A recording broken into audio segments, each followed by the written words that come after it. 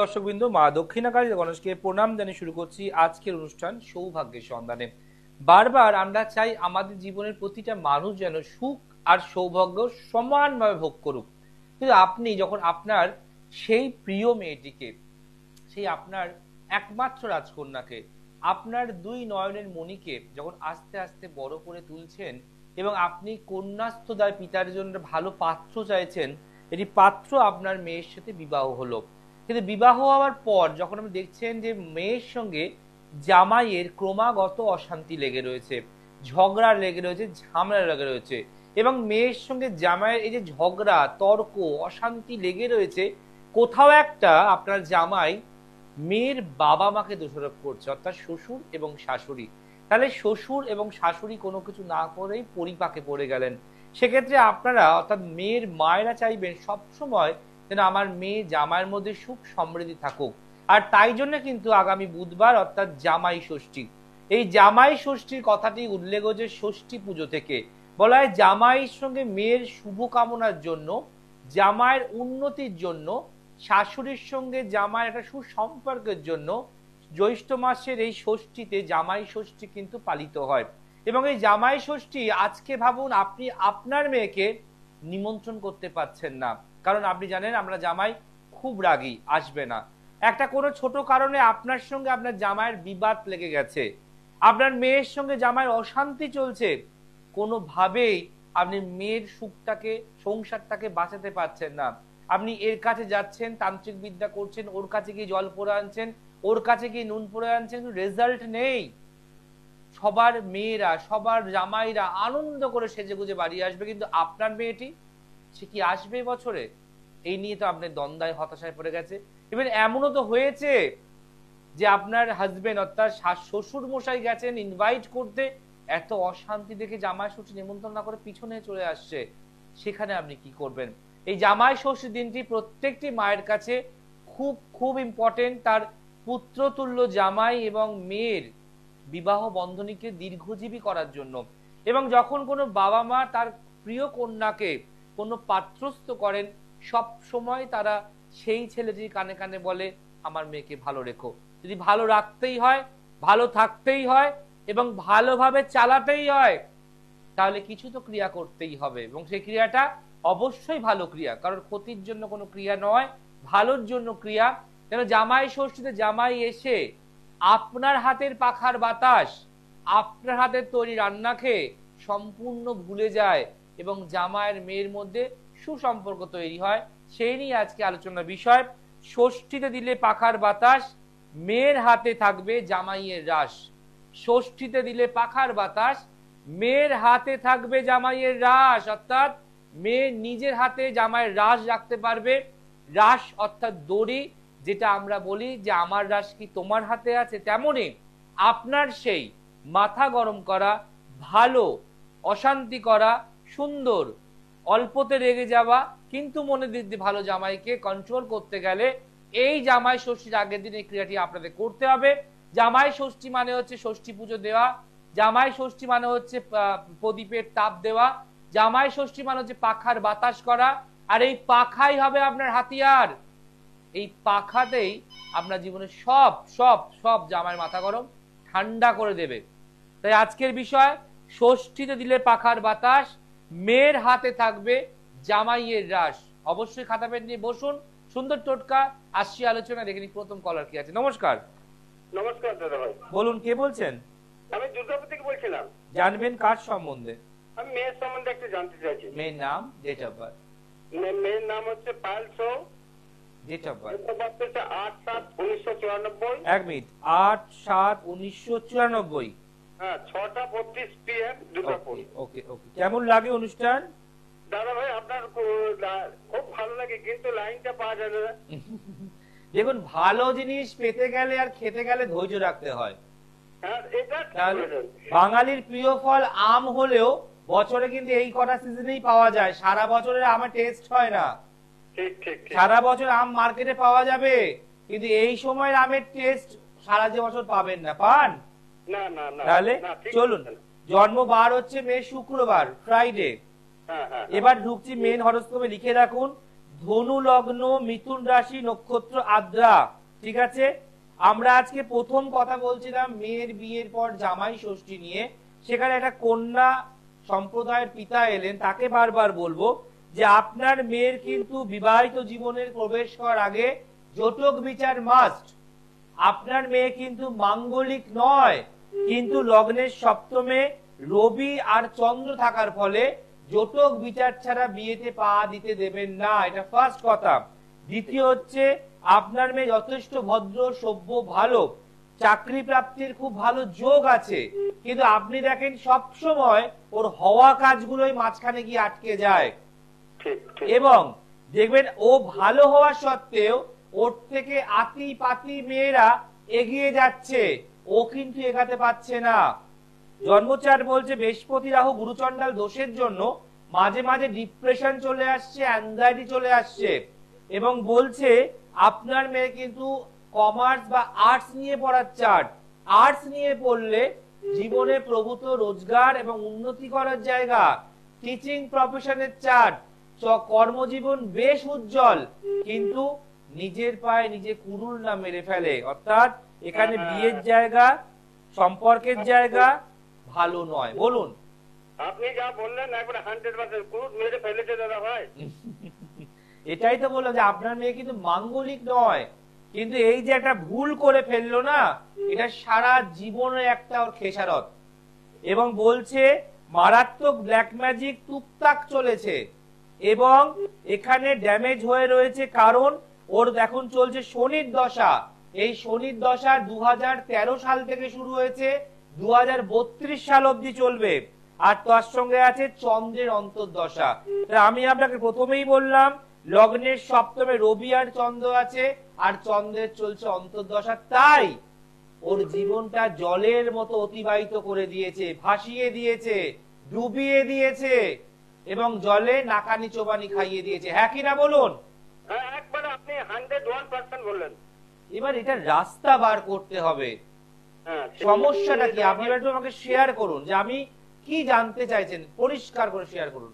হ্যাঁ আমি বলছি দাদা ভাই, এটা কি আর যুক্ত হবে? মানে তো আচ্ছা ভাবুন তো, এই যে জামাই ষষ্ঠী আগামী বুধবার, সব ঘরেতে মেয়ে জামাই সুন্দর সেজে গুজে ফল মূল মিষ্টি ঢুকছে, সেখানে বাবা মা আপনারও তো কোনো ইচ্ছা থাকতে পারে যে আমার মেয়েটাও সুন্দর জীবন যাপন করুক, আমার মেয়েটা বছরে একটা দিন আসুক, থাকুক, হাসুক, ভালো লাগার কথা না? কিন্তু আজ তো যেটা ঘটে গেল, এটা কিন্তু ঘটতো না যদি আপনি সঠিক জ্যোতিষকে দেখাতেন। আপনি তো দেখিয়েছিলেন, তাহলে কেন তিনি গাইড করতে পারলেন না? আমি দাদা ভাই আপনাকে সত্যি কথা বলছি, একটু শুনুন একটু কাইন্ডলি। আমি দেখিয়েছিলাম কিন্তু ওনার পক্ষে সম্ভব হয়নি। আমি আপনাকে কি বলতে হয়েছে? না না না, আমি কি বললাম যে আপনি তো দেখিয়েছিলেন, তাহলে কেন ঝড়টা উনি আটকাতে পারলেন না? কারণ মনে রাখবেন, কামারের ঠুকঠাক আর লোহারের এক ঘা। আমাদের হাতে সেই অস্ত্র, সেই পাওয়ার, সেই ক্ষমতা, সেই যোগ্য ঈশ্বরের আশীর্বাদ আর গুরুদেবের কিছু মন্ত্র, কিছু কাজ জানা আছে, যে আমরা এক ফোনেতেই বাজিমাত সব সমস্যা কুপঘাত করতে পারি। তাই আমি বারবার বলবো, রিলেশন টেকানো আগামী দিনে চলা বেশ দুষ্কর।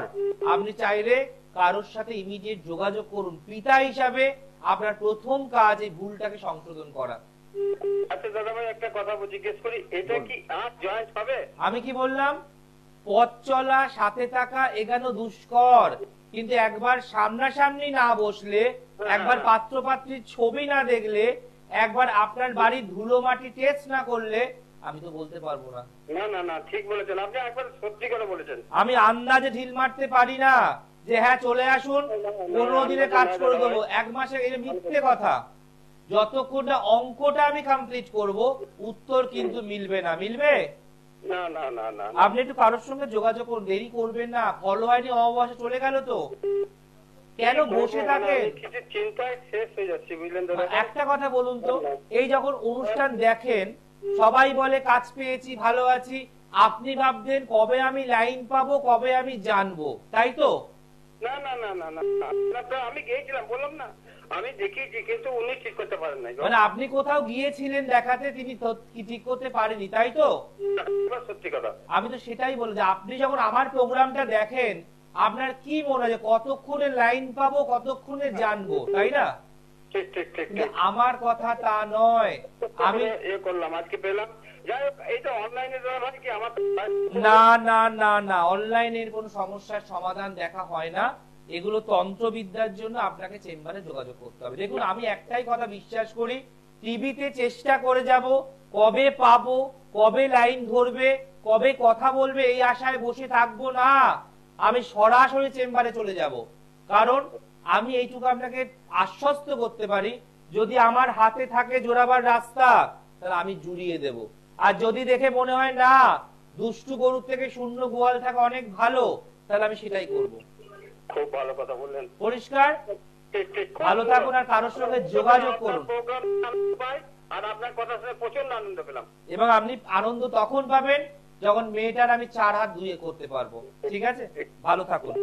দেখুন, এই যে বাবা হিসাবে তার যে একটা আলোচনা আপনি আপনারা শুনতেই পেলেন, ওনাকে কিন্তু কিছু বলতে হয়নি। আমি সবটাই বললাম এবং এটাও বললাম যে মনে কি হয় না জামাই ষষ্ঠী দিন জামাই জামাই সেজে আসুক, আর সুন্দর সবার মধ্যে সম্পর্কটা কিন্তু হয় না। আমি বহু ঘরে দেখেছি জামাই ষষ্ঠী দিন শাশুড়িরা কাঁদছে, বাবা মা কাঁদছে যে আমার মেয়েটা বাড়ি এলো না। তো তাদের জন্য হচ্ছে যে মোক্ষম দাবাই, ষষ্ঠীতে দিলে পাখার বাতাস, মেয়ের হাতে থাকবে জামাইয়ের রাস। অবশ্যই করবে টোটকা, কিন্তু চেম্বারে যোগাযোগ করতে হবে, কারণ কিছু এমন মোক্ষম দাবাই আছে যেটা অন মিডিয়ায় বলা যায় না। নমস্কার। হ্যাঁ নমস্কার দাদা, নমস্কার। বলুন, কে বলছেন? হ্যাঁ, আমি বোলপুর থেকে বলছি। জানবেন কার সম্বন্ধে? আমার মেয়ের সম্বন্ধে। মেয়ের নাম, ডেট অফ বার্থ? 25/7/92, 10:45। 25/7/1992, রাত্রি 10:45। না না, বেলা সকাল 10:45। আচ্ছা আচ্ছা, জন্মস্থান কোথায়? বর্ধমান। বর্ধমান। মেয়ের নাম বলুন। সঙ্গীতা দালাল। বাহ, সঙ্গীতা দালালের জন্মবার শনিবার? হ্যাঁ, শনিবার। আচ্ছা, কেমন লাগে অনুষ্ঠান? দাদা, আমরা অনুষ্ঠান আমি নিয়মিত দেখি। ওকে, তো কখনো আসার জন্য চেষ্টা করেন না? দাদা, চেষ্টা তো করবো, তা মেয়ের এটা কোন কেরিয়ার সম্বন্ধে। আচ্ছা, একটা কথা বলুন তো, এই যে জানার পরে আসবেন, চেম্বারে আসলে কি আমি বলবো না? নিশ্চয়ই বলবো। কিন্তু মানুষের একটা ভয় থাকে, মানুষের এত ভয় যে আমি এটা কিছুতে কাটাতে পেরে উঠছি না, মানে এত ভয়। চেম্বারে যাওয়া মানে কত টাকা বলবে, আগেই টাকার ক্যালকুলেশন বাড়ি বসেই করে নেন। কখনো সামনে গিয়ে বসে আলোচনা করার মতো সময় দেন না। এই কত টাকা ভাবতে ভাবতে সময়টাও পেরিয়ে যাচ্ছে, মেয়ের ভবিষ্যৎটাও নষ্ট হয়ে যাচ্ছে, আর হাতের গোল্ডেন টাইমটাও চলে যাচ্ছে। যখন আসবেন তখন এমন নিয়ে আসবেন, নামেই তাল পুকুর যে ঘটি ডুবছে না, কিছু করার নেই। তাই এগুলো আপনাদের বুঝতে হবে, কবে লাইন পাবো তবে জানবো, তারপর ভাববো। এটাকে জঞ্জালে ছুঁড়ে ফেলে দিন। যদি মেয়েকে সত্যি ভালোবাসেন, তার ফিউচারকে ব্রাইট করতে চান, তাকে জীবনে প্রতিষ্ঠা দিতে চান, তার ভালো করে বিয়ে দেওয়াতে চান, তাহলে বাড়ি বসে পাকার হাওয়া খেলে হবে না, আর টাকা কত লাগবে ঘুরলে হবে না, একটু যোগাযোগ করতে হবে। এটা ফার্স্ট কথা। চলুন, মেয়ের জন্ম অনুযায়ী কন্যা লগ্ন, বৃষ রাশি, নক্ষত্র কৃত্তিকা। ঠিক আছে, প্রথম কথা বলবো, এই মেয়ের ক্ষেত্রে গভর্নমেন্ট সার্ভিসের যোগ খুব একটা ভালো নেই। চাকরির জায়গা আছে, চাকরিতে স্যাটিসফ্যাকশন পাবে না। একাধিক কর্ম পরিবর্তনের যোগ বা কাজের খবর বা নিউজই আসবে না। এছাড়া এই মেয়ের ক্ষেত্রে বলছি, যেহেতু কালসর্প যোগ আছে, আংশিক একটুখানি, যার ফলে এই মেয়েটির শরীর ভালো যায় না। আজ একটা কাল একটা পরশু একটা রোগ লেগেই থাকে, হ্যাঁ কি না বলুন? এছাড়া এখন দেখছেন ইদানিং ওর এনার্জি কমে যাচ্ছে, সব সময় ঘরকুনো হয়ে রয়েছে, আর মোবাইলের প্রতি বেশি অ্যাট্রাকশন পাচ্ছে। জন্মচার্ট বলছে আপনার মেয়ের ক্ষেত্রে সায়েন্স বা কমার্স নিয়ে পড়ার চার্ট, আর্টস নিয়ে কিন্তু এই চার্ট পড়া যাবে না। কি নিয়ে পড়েছিল? আর্টস নিয়ে। হ্যাঁ, তাই জন্যই তো বললাম পড়া যাবে না। এটা সায়েন্স আর কমার্সের চার্ট। আপনি জানেন ছোটবেলায় আপনার মেয়ে যথেষ্ট ব্রেনি ছিল, ব্রিলিয়ান্ট ছিল, কিন্তু আস্তে আস্তে ওর মনোসংযোগ নষ্ট হচ্ছে, আস্তে আস্তে ওর ড্যামেজ হচ্ছে। দারিদ্র যোগ আছে, লগ্নের দ্বাদশে আছে বৃহস্পতি, চন্দ্রমঙ্গল যোগ। জন্মচারটা একদম ভালো নয়, এর কোনো প্রতিকার করা যাবে না। বিয়েতে বাধা, কর্মে উন্নতি নেই, মানসিক শান্তি নেই, ডিপ্রেশনে ভুগবে, আরো এক্সেট্রা এক্সেট্রা। বলুন আপনার মেন প্রশ্ন কি বলুন। হ্যাঁ, ওই ক্যারিয়ার সম্বন্ধে হবে না? জানতে চাইছিলাম। হ্যাঁ, কি করে এখন মেয়ে, কি করে? কিছুই করে না, বাহ। কেমন করে বসে আছে। কি বললাম? ঘরকুন হয়ে বসে থাকবে বলেছি না? তাই হলো, ঘরকুন হয়ে বসবে, তাই বসে রয়েছে। 1992 ডেট অফ ইয়ার। বয়স কত মেয়ের?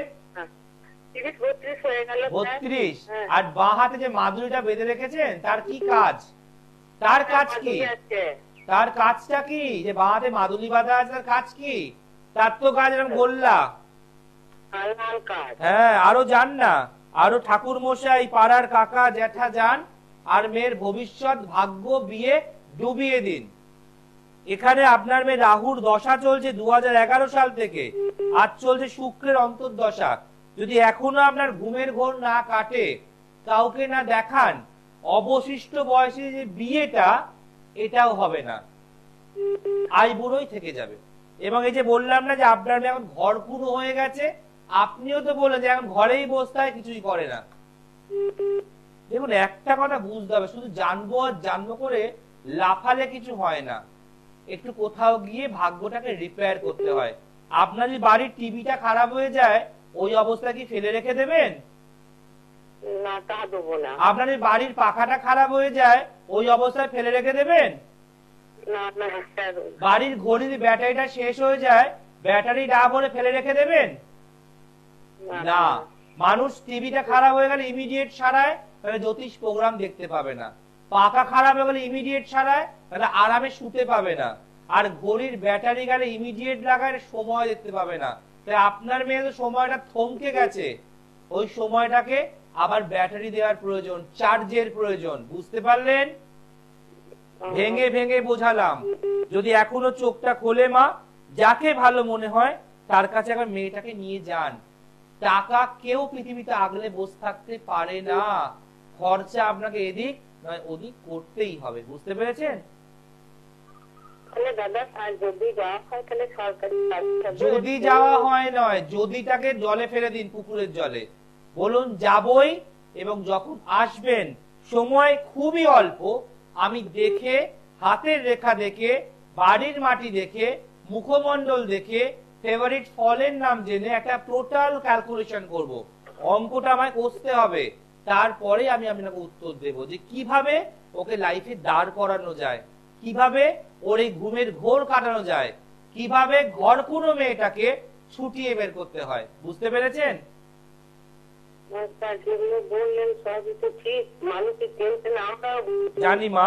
ভাবুন তো, যদি ভালো পাত্র পেয়ে লক্ষ টাকা খরচ করে বিয়ে দিলেন, ধার দেনা করে বিয়ে দিলেন, তারপর যদি মেয়ের ওপর মানসিক টর্চারিং হয়, মারধর হয়, তখন টাকাটা তো চলে গেল জলে। কিছু করতে পারলেন না। বিয়ে দেওয়া খাট, জামাই বলছে দেব না। বিয়ে দেওয়া গয়না, বলছে সব শেষ হয়ে গেছে। কিছু করতে পারবেন না। তাই ভাবিয়া করিও কাজ, করিয়া ভাবিও না। ইমিডিয়েট কারোর সঙ্গে যোগাযোগ করুন, মেয়েকে চার্জেবল করুন। ভালো থাকুন। দেখুন আমরা সব সময় আপনাকে পজিটিভ এনার্জি দিই, ভালো রাখার আপনাকে রসদ বলে দিই, বাট আপনি যদি এভাবে মন মরায় পড়ে থাকেন, জীবনে কোনোদিনই এগাবেন না। যেমন আমরা কোনো মামলা মোকদ্দমা কোর্ট কাছারিতে কোথায় যান? একজন সঠিক লয়ারের কাছে। রোগ হলে কোথায় যান? ডক্টরের কাছে। তেমন ভাগ্যের বিড়ম্বনায় পড়লে কোথায় যাবেন? একজন অ্যাস্ট্রোলজারের কাছে। এবং সেটা কিন্তু অবশ্যই পারফেকশন হতে হবে, যে আপনি কোথায় যাচ্ছেন। আপনি আমার প্রোগ্রাম দেখলেন, কিন্তু ভাবলেন অনেকটা দূর যাবো না, পাশের পাড়ায় দেখিয়ে নি, আমাদের বর্ধমানের হোটেলে আসছে দেখিয়ে নি, আমাদের বর্ধমানের টাউনে আসছে দেখিয়ে নি, সেখান দিয়ে 1,000 টাকা খরচা করলেন, মেয়ের কোনো কাজ হলো না। সব জ্যোতিষীকে দোষ দেবেন না, নির্বাচনটা আপনার ভুল। তাই আপনাকে মাথায় রাখতে হবে আপনি কোথায় যাবেন। যে আলোচনা ছিলাম, ষষ্ঠীতে দিলে পাখার বাতাস, মেয়ের হাতে থাকবে জামাইয়ের রাস। এটা কি করতে হবে? আপনাকে পাখাটা আগের দিন কিনে রাখতে হবে। ওই পাখাটা লাল কাপড়ের মধ্যে ভালো করে মুড়ুন। মোড়ার পর তার উপরে থালা বসান। থালা বসানোর পর একটা ধূপকাঠি নিন। ধূপকাঠি 1টা 2টো 5টা যা খুশি, আপনি এক বাঞ্চ নিতে পারেন। ধূপকাঠিটা একটা মন্ত্র আছে, সেই মন্ত্রটা আপনি পড়বেন আর পাখাতে ধূপকাঠিতে ফু দেবেন। পড়বেন আর ধূপকাঠিতে ফু দেবেন, পড়বেন আর ধূপকাঠিতে ফু দেবেন। দেওয়ার পর সেই ধূপটা টোটাল জ্বালাবেন। জ্বালিয়ে পাখাকে যে লাল কাপড়ে মুড়েছেন তার উপরে বড় থালা, তার উপর ধূপদানিটা বসিয়ে দিন। যত সব ধূপ জ্বলে ছাইগুলো পড়ে যাবে, এবার পরের দিন অর্থাৎ জামাই ষষ্ঠীর দিন জামাই আসার আগে সেই সদরে অর্থাৎ আপনার গেটের বাইরে ওই থালাতে ধূপের ছাইটা পড়েছে, আপনার হাতে জামাইকে পাখা বাতাস করার পাখা হাওয়া দিন, আর ধুলোগুলো উড়ে আপনার সদরে ছড়িয়ে পড়বে, যেটা ডিঙিয়ে মারিয়ে আপনার মেয়ে জামাই ঘরে ঢুকবে। মারাত্মক রেজাল্ট, মারাত্মক। ধূপের ছাই দিয়েও মানুষকে চুপ করানো যায়, মনে রাখবেন ধূপ দিয়েও চুপ করানো যায়।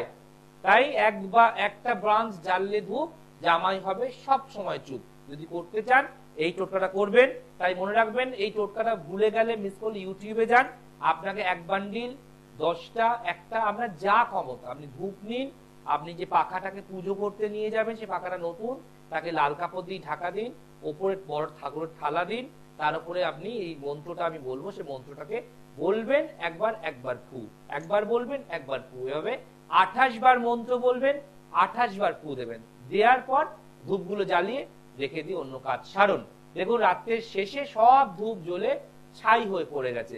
যদি একটা দুটো ধূপ না জ্বেলে থাকে তাকেও জ্বালিয়ে দিন, সবকে ছাই করুন।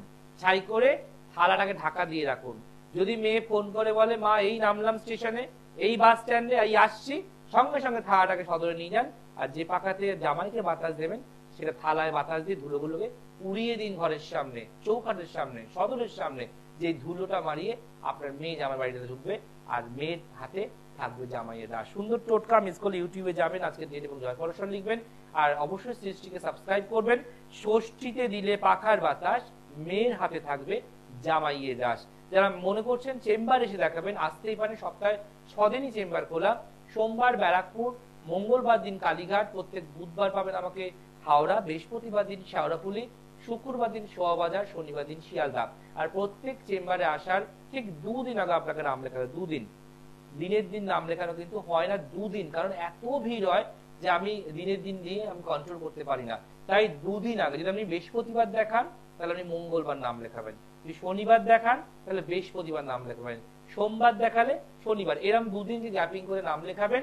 আর যাদের যাদের নাম এন্ট্রি করে আপনাকে নাম্বারিং দেওয়া হবে, আসতে বলা হবে, প্লিজ প্লিজ তারাই আসবেন।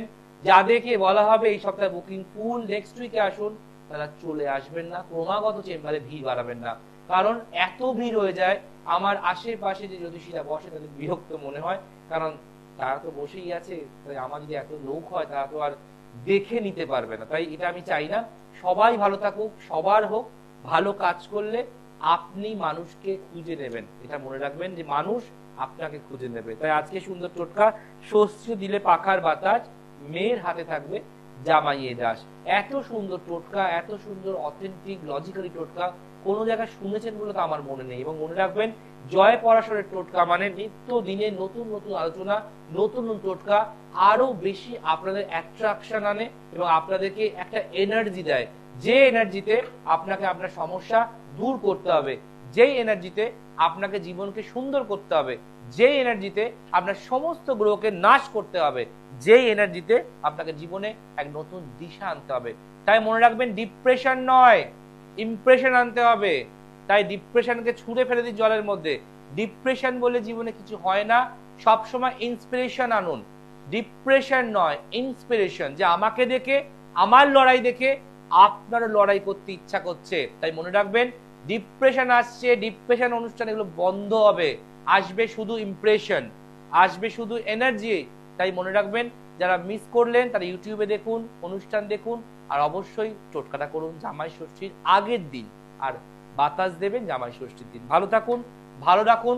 জামাই ষষ্ঠীর পুণ্যলগ্নে সব ঘরে ঘরে মেয়ে জামাই ভিড় করুক, প্রচুর ফলের বাহারা আসুক, আর আসুক আনন্দ, আর আসুক খুশি। জামাই মেয়ের মধ্যে অটুট বন্ধন, অটুট মিল, আর শ্বশুর শাশুড়ি রাখুক ভালোবাসা, স্নেহ, যত্ন, আদর। আজ আসি, দেখা হবে আগামী দিন। দেখতে ভুলবেন না সৌভাগ্যের সন্ধানে। নমস্কার।